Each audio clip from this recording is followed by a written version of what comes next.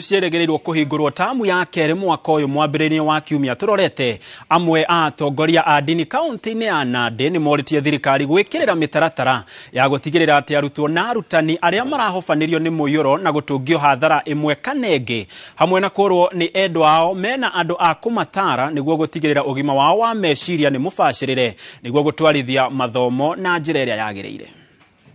Mikakati gani Ministry of Education wameweka?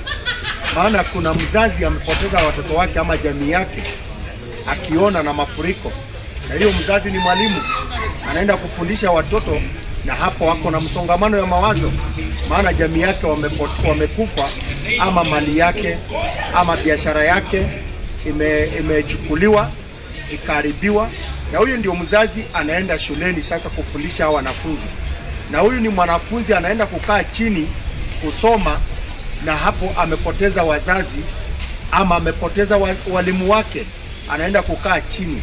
Ningeomba Ministry of Education kama mjekuja na mikakati ya wale ambao wamesomea saikolojia ya mawazo, ili waweze kusaidia wanafunzi na waweze kusaidia jamii ambao wamepoteza jamaa zao.